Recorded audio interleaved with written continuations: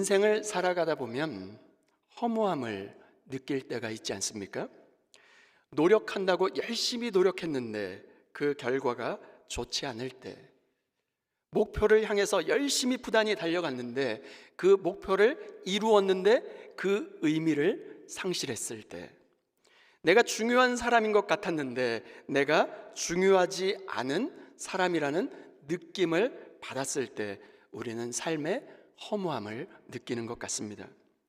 예수님의 제자들도 자신의 모든 것을 버려두고 예수님을 따라갔는데 목숨 걸고 따라갔던 그 예수님이 어떻게 됩니까? 십자가에서 정말로 맥없이 힘없이 돌아가시자 허무한 마음으로 다시 물고기 잡으러 고향으로 제자들도 돌아가지 않았습니까? 오늘 우리는 세계 곳곳에서 멈추지 않고 있는 전쟁, 정말로 여기저기서 일어나는 자연재해, 보이지 않는 정말로 패권 경쟁, 직장에서 정말로 수많은 사람들이 해고되는 해고의 바람, 정치적인 위기, 경제적인 불황 등 한치 앞을 내다볼 수 없는 미래에 대한 두려움 때문에 삶의 허무함을 느끼고 있지 않습니까?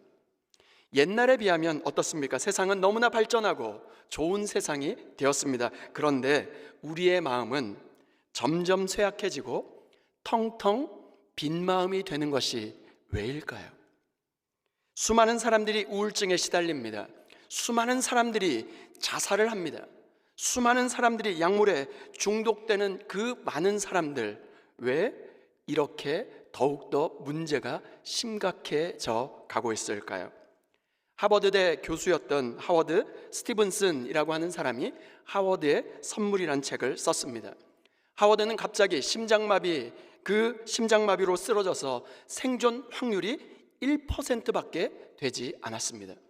그는 죽음의 문턱에 가까스로 다시 그 죽음의 문턱에서 다시 돌아오게 되었고, 그 책은 그가 죽음의 문턱에서 깨달았던 것을 제자 에릭과 함께 대화를 나누는 형식으로 책이 기록되었습니다.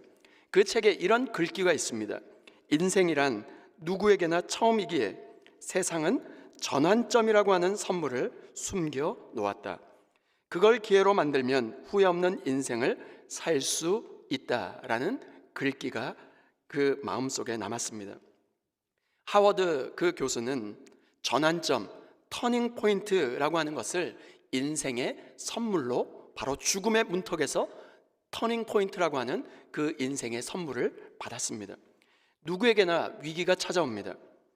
우리의 인생의 전환점, 터닝 포인트는 오직 예수 그리스도밖에 없는 줄 믿습니다. 힘든 상황을 탓할 것이 아니라 적극적으로 우리의 인생의 삶의 방향을 재설정할 수 있다면 그 위기는 새로운 기회가 될 것입니다. 인생의 마지막 순간에 자신의 삶이 어떤 모습으로 완성될지, 인생의 마지막 지점에 그것에 빗대어 삶을 선택할 수만 있다면 우리의 삶은 우리의 선택의 그 순간순간이 쌓여서 인생의 마지막 지점에 서게 됐을 때 우리의 인생이 후회함이 없는 인생이 되지 않겠습니까? 그런 면에 있어서 인생의 마지막 장면에서 시작하는 것은 참으로 중요한 것 같습니다. 오늘 우리는 나는 누구인가? 우리는 어디로 갈 것인가? 그리고 어떻게 도달할 것인가를 되짚어 볼 수 있다면 우리는 바른 길을 찾아가게 될 것입니다. 이런 점에 있어서 전도서는 우리에게 이렇게 부조리한 인생의 그 여정 가운데 어떻게 살아가야 할지를 깨닫게 해주는 너무나도 중요한 성경 말씀입니다. 하나님이 있는 한 우리 인생은 여기서 끝나지 않습니다. 아멘이십니까? 하나님이 있는 한 우리는 바로 이 지점에서 우리의 인생이 끝날 수가 없는 것이죠. 전도서는 허무한 인생에서 다시 십자가를 바라보게 하는 불쏘시개 그 역할을 하는 성경 말씀입니다. 전도서를 통과하게 되면 인생의 허무의 현장에서 하나님의 임재의 현장으로 바뀌게 될 것입니다. 오늘 주일부터 전도서 말씀을 통해서 인생의 허무 속에서 피어나는 하나님의 지혜를 찾아가고자 합니다. 그 첫 번째 교훈은 이것입니다. 인생의 전망대에서 해 아래를 내려다 보라는 것입니다. 1절부터 3절 말씀입니다. 다윗의 아들 예루살렘 왕 전도자의 말씀이라. 전도자가 이르되 헛되고 헛되며 헛되고 헛되니 모든 것이 헛되도다. 해 아래에서 수고하는 모든 수고가 사람에게 무엇이 유익한가? 1절에서 전도서의 저자는 자신을 어떻게 소개하고 있습니까? 솔로몬인데 바로 다윗의 아들 예루살렘 왕 자신을 전도자라고 소개하고 있습니다.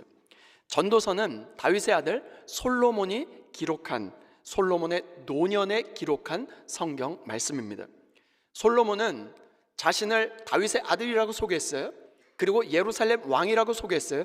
그런데 특이한 것은 자신을 전도자라고 소개한 부분입니다. 자신을 전도자, 히브리어로는 코엘렛이라고 자신을 소개하고 있습니다. 히브리어 코엘렛이라고 하는 이 단어는 지혜 교사, 설교자, 말씀을 풀어 설명해 주는 사람이라는 뜻입니다. 솔로몬 왕은 지혜를 지금 전파하는 자신을 설교자, 전도자로 누군가를 지금 가르치고 있는 것입니다. 솔로몬은 인생의 단맛, 인생의 쓴맛, 모든 것을 다 경험하고 청년들에게, 다음 세대에게 자신의 인생의 노하우를 알려주고 있는 것입니다. 그런데 첫 번째 가르침이 어떻게 시작되고 있습니까? 헛되고 헛되며 헛되고 헛되니 모든 것이 헛되도다. 인생이 헛된데 지금 5번에 걸쳐서 헛됨이라고 하는 단어를 반복해서 사용하고 있습니다. 왜 그랬을까요? 인생의 덧없음, 인생의 헛됨, 인생의 허물을 최상급의 표현으로 지금 나타내고 싶었던 것 같아요. 인생이 얼마나 헛된 것인지를 강조하고 싶었던 것 같습니다. 열심히 인생을 살아가야 될 청년들에게 지금 있는 힘을 다해서 전속력으로 달려가야 하는데 있는 힘까지 다 빼는 것이 아닐까요? 여기서 헛되다라고 하는 헛되다의 히브리어는 헤벨이라고 하는 단어를 쓰는데, 헤벨이라고 하는 그 단어는 어떤 의미냐면 입김. 우리 추운 곳에서 오신 그 뉴욕에서 오시고 사우스캐롤라이나 그리고 미시건에서는 그 겨울에 입김이 있지 않습니까? 여기는 있지 않는데 입김 어떻습니까? 그냥 입김이 화 하면 나가는데 금방 사라지지 않습니까? 입김, 안개라는 뜻입니다. 무슨 말을 하고 싶은 것일까요? 우리의 인생은 마치 연기처럼 잠시 있다가 사라지고 잡으려고 해도 잡을 수가 없는 그러한 허무한 인생이라는 것입니다. 3절은 헛되다, 헛됨의 의미를 더 구체적으로 이렇게 설명하고 있습니다. 사람이 세상에서 아무리 수고한들 무슨 유익이 있겠는가? 이렇게 묻습니다. 여기 유익이라고 하는 단어는 이익, profit이라고 하는 단어를 사용하고 있습니다. 무슨 말일까요? 우리가 이 땅에서 무엇인가 열심히 하고 무언가를 붙들려고 하고 무언가를 손에 쥐려고 애를 써보지만 그 일이 우리에게 어떤 이익, 어떤 보람, 무엇을 얻게 해주느냐, 그렇게 질문하고 있는 것입니다. 아무리 수고하고 아무리 열심을 내보아도 어떤 이익도 어떤 보람도 얻는 것이 없고 아무런 소용이 없다고 말하고 있습니다. 왜 아무 소용이 없는 것일까요? 왜 아무런 프로핏이 없는 것일까요? 왜 그랬을까요? 그 첫 번째 근거는 모두 다 사라질 것이기 때문에 그렇다는 거예요. 우리의 삶에 아무런 유익이 남지 않는 첫 번째 이유는 모든 것이 사라져 버리기 때문이라는 것입니다. 4절부터 7절 말씀입니다.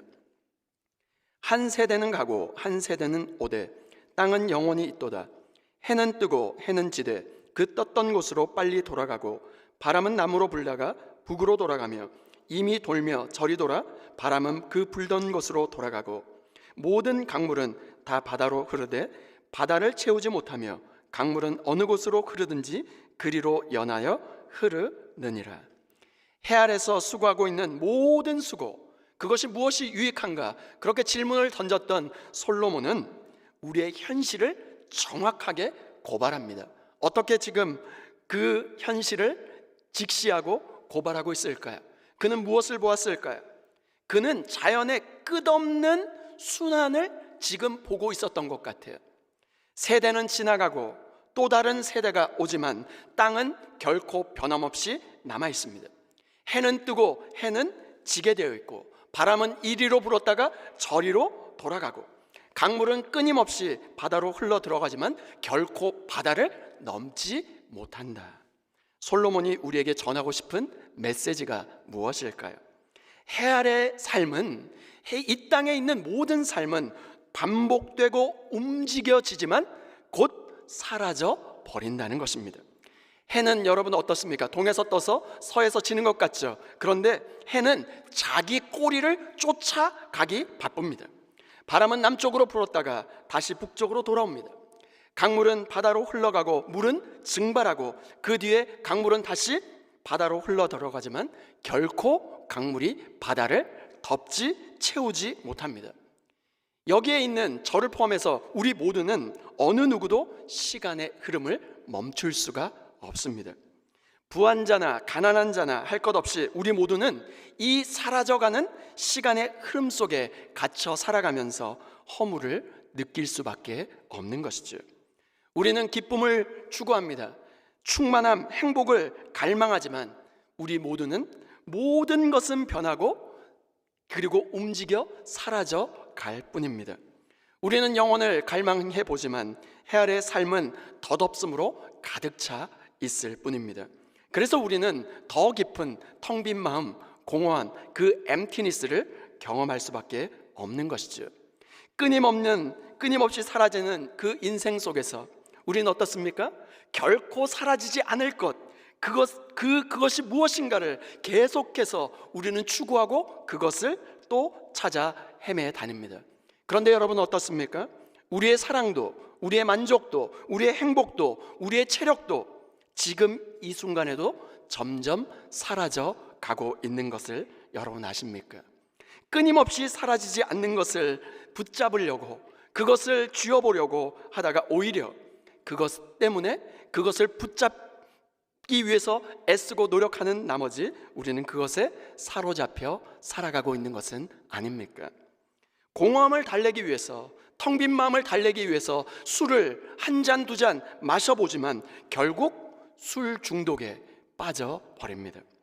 젊음과 아름다움을 정말로 붙잡으려고 하다가 결국 외모 관리, 몸매 관리에 사로잡혀 살아가게 되는 것이죠. 오늘 전도서 말씀은 우리에게 무엇을 말씀해주고 있는 것일까요? 성경은 이 삶을 정확하게 어떤 삶이라고 규정하고 있을까요? 이 모든 삶을 해 아래서의 세계라고 말하고 있습니다. 이 해 아래 살아가는 저와 여러분 모든 사람들의 그 반응은 어떨까요? 너무나 궁금하지 않습니까? 8절 말씀입니다. 모든 만물이 피곤하다는 것을 사람이 말로 다할 수는 없나니 눈은 보아도 족함이 없고 귀는 들어도 가득 차지 아니하도다. 모든 사람이 피곤하다는 거예요. 삶은 마치 타들어가는 촛불과 같지 않습니까? 촛불이 타고 나면 무엇만 남습니까? 재와 연기만 남지 않습니까? 연기는 실제하지만 순간적으로 금세 사라져 버립니다. 연기를 움켜잡아 한 움큼 주머니에 넣고 싶은데, 정말로 나중에 쓰기 위해서 간직하고 싶은데 그 연기를 간직할 수가 있습니까? 연기는 정말 물리적 실체가 맞습니다. 하지만 우리의 손가락이 그 연기에 이르자마자 손가락을 비껴 떠나가 버립니다. 연기를 붙잡으려고 하는 그 행동 자체가 바로 연기의 바람을 일으켜서 어떻게 됩니까? 더 빨리 사라지게 만들 뿐이죠. 무슨 말입니까? 해 아래서의 그 모든 삶, 바로 이 해 아래서 이러한 사라질 것을 붙잡으려고 하는 우리의 인생의 끝에 남는 것은 피곤함 밖에 없다는 것입니다. 성경이 우리의 삶이 허무하다고 표현하고 있는 두 번째 이유가 뭘까요? 첫 번째는 사라지기 때문인데, 두 번째는 해 아래 새 것이 없나니, 새로움이 없다는 것입니다. 전도서 1장 9절과 10절 말씀입니다. 이미 있던 것이 후에 다시 있겠고 이미 한 일을 후에 다시 할지라. 해 아래에는 새 것이 없나니 무엇을 가리켜 이르기를 보라, 이것이 새 것이라 할 것이 있으랴. 우리가 있기 오래전 세대들에도 이미 있었느니라. 많은 사람들이 허물을 이기기 위해서 오늘도 무언가 새로운 것에 도전하고 새로움을 찾아 헤매 다녀봅니다. 그런데 전도서 이 저자는 그 길을 나서려고 하는 우리를 가로막고 서서 나가봐야 소용이 없다 말하고 있습니다. 이게 무슨 말일까요? 왜 새로운 것이 없다고 이야기하는 것일까요? 지금도 세계 곳곳에서 지금 이 순간에도 새로운 신제품이 여기저기 나오고 있는데 이게 무슨 말입니까? 해 아래 새 것이 없다는 것은 신제품이 없다는 말이 아닙니다. 이것은 사건들의 유형들이 반복되고 사건들의 타입이 예나 지금이나 똑같다는 것을 지금 전제하고 말하는 것입니다. 여러분, 예전에 사랑하는 아내, 사랑하는 대상, 사랑하는 사람과 무엇을 썼습니까? 연애편지, 손편지를 쓰지 않았습니까? 그런데 요즘은 손편지가 아니라 카톡을 보내거나 문자 메시지를 보내거나 사랑한다고 이모티콘을 보내지 않습니까? 사랑의 유형은 절대 변하지 않았습니다. 그런데 단지 손편지를 하느냐 아니면 시대가 변해서 문자를 보내느냐, 그 차이인 것이죠. 그런 면에 있어서 해 아래 새로운 것이 없다고 지금 말하고 있는 것입니다. 우리가 어떤 제품을 새로 샀습니다. 이것이 새 것이다 라고 말하기 위해서는 어떻습니까? 그 정체성 자체가 새로워야 되는 것이 아닐까요? 그런데 평생 새로운 물건이 있을까요? 새 옷을 사도 하루가 지나면 중고가 됩니다. 새 차를 삽니다. 하루가 지나면 중고차가 되는 것입니다. 해 아래 새 것이 없는 것이죠. 그런데 우리가 사는 세상에서 끊임없이 이것이 새 것이다 포장하고 우리의 시선을 주목해 만들지 않습니까? 그러나 오늘 전도서는 우리에게 말씀합니다. 이 땅에 영원히 새로운 존재란 없기 때문에 이 땅에서 지겨움과 허무 속에서 살 수밖에 없음을 말하고 있습니다. 그런데 우리가 인생의 높은 전망대에 올라가서 해 아래를 내려다보며 인생을 조망해 보니 사라짐과 새로움이 없는 이 허무한 세상 가운데 유일한 대안이 있다는 것을 발견하게 되는 것입니다. 고린도후서 5장 17절 말씀 우리 다 같이 한번 읽겠습니다. 시작. 그런즉 누구든지 그리스도 안에 있으면 새로운 피조물이라. 이전 것은 지나갔으니 보라 새 것이 되었도다. 아멘이십니까? 누구든지 그리스도 안에 있으면 새로운 피조물이라. 이전 것은 지나갔으니 보라 새 것이 되었도다. 할렐루야. 해 아래 모든 것이 사라지고 새 것이 없는 이 세상 속에서 그리스도 안에 있으면 새로운 피조물이라. 이전 것은 지나갔으니 보라 새 것이 되었도다. 새 피조물 새 것이 되었다고 주 예수 그리스도께서 선언해 주고 계십니다. 그리스도 안에 거하는, 바로 주님 안에 거하는 인생의 전망대에 올라가서 이전 것은 지나갔으니 보라 새 것이 되었도다. 그리스도 안에서 새 피조물 새 것이 되어 인생의 허무 속에서 피어나는 바로 하나님의 지혜를 붙들고 살아갈 수 있는 저와 여러분 모두가 될 수 있기를 주님의 이름으로 축원드립니다. 두 번째, 영원히 머무시고 날마다 새로운 하나님을 경험하라는 것입니다. 요한복음 1장 14절 말씀 우리 다 같이 한번 읽겠습니다. 시작. 말씀이 육신이 되어 우리 가운데 거하심에 우리가 그의 영광을 보니 아버지의 독생자의 영광이요 은혜와 진리가 충만하더라. 오늘 성경은 인생의 허무에 대해서 성경적 대안을 제시해주고 있습니다. 첫째, 온통 사라짐의 세상이 아닙니까? 모든 것이 순환하고 정말로 있다가 사라져 갑니다. 그 세상 속에서 영원히 머무시는 하나님을 경험하라는 것입니다. 여기 말씀이 육신되어 이 땅에 오신 예수 그리스도가 우리 가운데 거하심에, 여기 거하심에라고 하는 이 원어의 뜻은 장막을 치다는 거예요. 텐트를 치다는 뜻입니다. 우리와 계속해서 지내시기 위해서 하늘 보좌를 버리시고 말씀이 육신되어 이 땅에 오신 예수 그리스도, 바로 우리와 함께 살고 있는 우리의 삶의 자리에 예수님께서 직접 찾아오셨다는 것입니다. 예수님께서는 어떤 삶을 사셨습니까? 하늘 보좌, 바로 해 위의 삶을 해 아래로 가지고 오셔서 이 땅 가운데 우리의 삶의 자리로 찾아와 주셨습니다. 바로 우리에게 오신 하나님은 더 이상 왔다가 사라져 가는 이 땅의 어떤 것과 바로 완전히 다른 분이십니다. 떠나고 없어지며 사라져버리는 이 땅의 것과는 전혀 다른 존재인 것이죠. 이 땅에 있는 것은 어떻습니까? 떠나고 어딘가로 사라져 버립니다. 그러나 말씀이 육신되어 이 땅에 오신 예수 그리스도는 우리와 머물기 위하여 이 땅에 오셨고 지금도 우리와 거하시기 때문에, 우리 안에 거하시기 때문에, 우리가 주님 안에 거하면 이 땅의 모든 허무한 그 텅 빔이 주님의 충만함으로 채워져서 이 땅의 허무함의 인생을 살아가지 않게 만들어 주시는 분이신 줄 믿습니다. 그런데 흠없고 죄 없으신 분이, 주님이 우리같이 흠없고 죄가 많은, 죄로 얼룩지고 부패한 죄인인 우리 안에 어떻게 거하실 수 있겠습니까? 우리가 더럽고 부패하기 때문에 정말로 주님이 거하실 수가 없는 것 아닙니까? 우리가 더럽고 부패하다 할지라도 우리를 떠나지 않고 싶어 하시기 때문에 우리의 삶을 친히 정결케 하시고 깨끗게 하시기까지 우리를 정말로 정결케 하시는 분이 우리 구주 예수 그리스도인 줄 믿습니다. 우리의 죄의 짐을 대신 지시고 십자가에 못 박혀 죽으셨습니다. 우리를 대신해서 정말 우리의 죄 그 대가를 전부 치르셨습니다. 왜 그러셨을까요? 내가 너의 죄를 해결해서까지, 내가 너의 죄를 해결해서라도 너의 마음에 계속 머물고 싶기 때문이다. 내가 너와 함께하고 싶기 때문이다. 내가 너를 진실로 사랑하기 때문이다.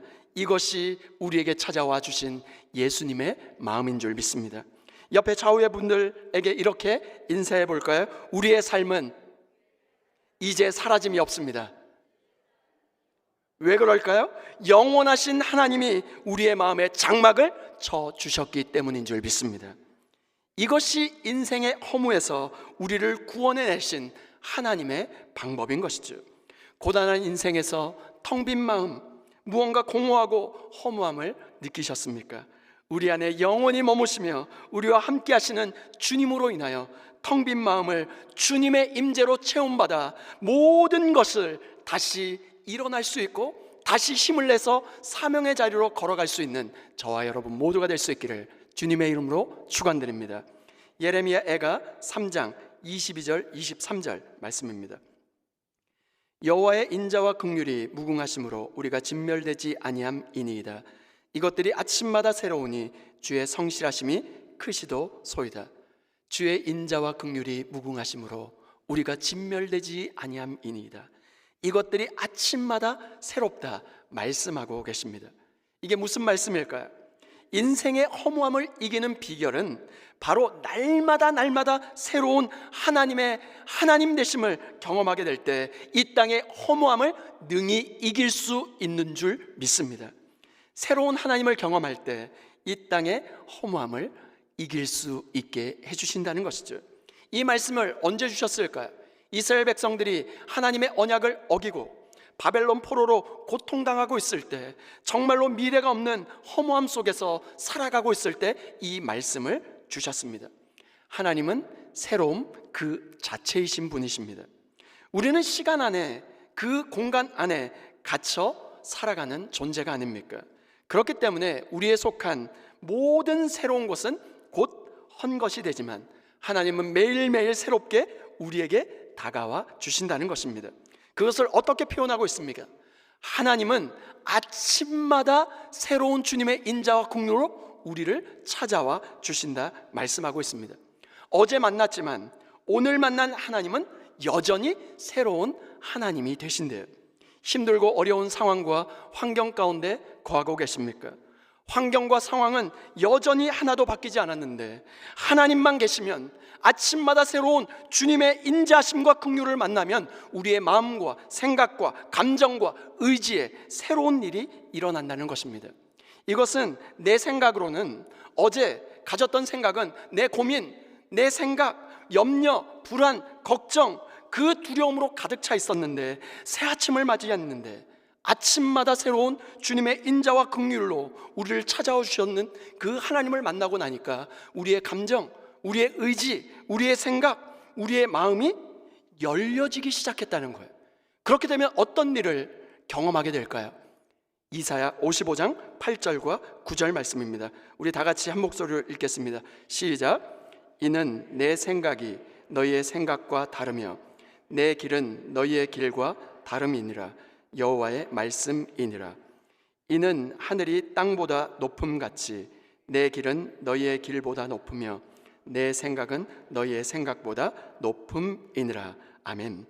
하나님의 생각과 하나님의 길은 우리의 생각과 우리의 길과 다르며, 하나님의 생각과 하나님의 길은 우리의 생각과 우리의 길보다 높다고 말씀하십니다. 아멘이십니까? 그래서 영혼 안에 거하시는 하나님의 임재 안에 거하게 되면 이 놀라운 하나님의 생각과 하나님의 길이 보이고 열리게 된다는 것입니다. 같은 행동을 합니다. 같은 밥을 먹습니다. 같은 직장을 다닙니다. 같은 일을 합니다. 그런데 같은 말씀을 읽고 있는데 그분의 목소리가, 그분의 음성이 이 아침에 다르게 느껴지기 시작합니다. 보이지 않던 길이 보여지기 시작합니다. 전혀 상상할 수 없었던 하나님의 생각들이 열리게 된다는 것입니다. 우리의 인생은 시간과 공간 안에 제한될 수밖에 없습니다. 그런데 하나님의 임재 안에 거하기 시작하면 아침마다 새로운 하나님의 새로움을 경험하게 될 줄 믿습니다. 오늘 전도자의 외침을 다시 한번 기억하길 소원합니다. 해 아래 수고하는 모든 수고가 사람에게 무엇이 유익한가? 인생의 마지막에 빗대어 영원히 사라지지 않을 것을 추구하며 살아가라고 말하고 있습니다. 끊임없이 새 것을 추구하며 살아보지만 해 아래 새 것이 없나니 여호와의 인자와 긍휼이 무궁하심으로 우리가 진멸되지 아니함이니이다. 이것들이 아침마다 새로우니 주의 성실이 크시도소이다. 날마다 새로운 하나님을 추구하며 주님 앞에 섰을 때 후회함이 없는 인생, 그래서 주님께서 잘하였도다, 착하고 충성된 종아, 칭찬받는 저와 여러분 모두가 될 수 있기를 주님의 이름으로 축원드립니다. 다 함께 따라해 보실까요?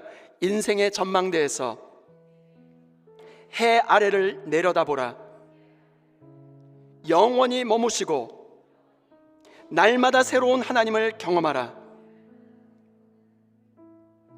설교 서문에서 말한 하버드대 교수 하워드 스티븐스는 죽음의 문턱까지 갔어요. 죽음의 문턱에서 생명의 소중함, 새로운 인생의 전환점이라고 하는 터닝 포인트라고 하는 선물을 받게 되었습니다. 오늘 우리의 삶의 터닝 포인트, 전환점은 무엇입니까? 함께 따라합니다. 예수 그리스도가 터닝 포인트입니다. 아멘이십니까? 전도서 1장은 오늘 우리에게 죽음을 받아들이는 것이 삶을 배우는 첫 걸음이라고 말하고 있습니다. 인생은 사라지게 되어 있고 해 아래 새 것은 없다라고 말씀하고 있습니다. 오늘 우리는 분주하고 바쁜 일상의 삶을 살아가는 그 일상을 잠시 멈추어 서서 인생의 전망대에 올라가서 인생 바로 해 아래의 삶을 한번 내려다보면 어떻겠습니까? 하나님의 임재 연습이라고 하는 책을 썼던 바로 무명의 로렌스 형제는 수도원 부엌에서 15년 동안 허드렛 일을 하고 부엌 일을 하며 동료들의 샌들을 고치며 살았습니다. 그러나 그들은 매일의 평범한 삶에서 하나님의 임재를 연습하고 또 연습하고 누리며 살았습니다. 그들은 우리에게 이렇게 조언합니다. 일하는 동안 가능한 한 자주 하나님을 떠올리십시오. 제게는 일상의 임무를 수행하는 시간과 기도하는 시간이 다르지 않습니다. 저는 부엌의 온갖 번잡한 소음 가운데서도 심지어 동시에 여러 일을 해내야 할 때에도 마치 제단 앞에 무릎을 꿇고 있는 것처럼 조용히 평온하게 하나님을 온전히 소유합니다. 아침마다 새로운 하나님의 인자와 긍휼을 만나는 매일매일의 삶 가운데 하나님의 임재를 경험하는 것만이 새로움을 찾다가 지친 우리의 삶의 유일한 해결 책임을 믿으시길 바랍니다. 예수님은 해 위에 영원한 삶을 해 아래 그 이 땅에 가지고 오셔서 말씀이 육신되어 이 땅에 우리 가운데 거하시며 우리의 삶에 찾아와 주셨습니다. 떠나고 없어지는 사라지는 이 땅의 것과 달리 하나님은 영원히 우리 곁에 머무시는 주님이십니다. 결국 헛되고 헛되니 모든 것이 헛되도다. 이 헛됨, 인생의 덧없음은 바로 하나님 없는 덧없음, 하나님 없는 인생의 헛됨을 말하고 있는 것이죠. 돌고 도는 그 악순환은 오래전에 있었던 것, 그것의 반복에 따른 피곤함이 될 뿐입니다. 우리는 이것을 망각한 채 해 아래 그 수고를 따라 오늘도 사라지지 않는 것, 새로움의 실체를 따라 살아가며 정말로 그것을 헤매며 살아가고 있진 않습니까? 해 아래 새로운 것이 없는 이 땅의 세상에서의 허물을 해결할 유일한 방법은 또 다른 새로움을 찾아가는 것이 아니라 새로움 그 자체이신 하나님의 임재 가운데 머무는 것임을 믿으시길 바랍니다. 주님 안에 임재, 주님의 임재 안에 거하는 것, 모든 것이 불확실한 이 시대를 살아가고 있지 않습니까? 이때 예수 그리스도라고 하는 인생의 전망대에 올라서 해 아래를 내려다보며 인생의 허무 속에서 피어나는 하나님의 지혜를 붙들고 살아갈 수 있기를 주님의 이름으로 축원드립니다. 허무한 이 세상 속에서 영원한 장막을 치시는 주님의 임재 앞에 거하며 아침마다 새로운 하나님의 인자와 긍휼을 생각하며 묵상하며 우리에게 주어진 환경과 세상을 하나님의 시각으로 하나님을 향한 감사로 마주할 수 있는 저와 여러분 모두가 될 수 있기를 주님의 이름으로 축원드립니다.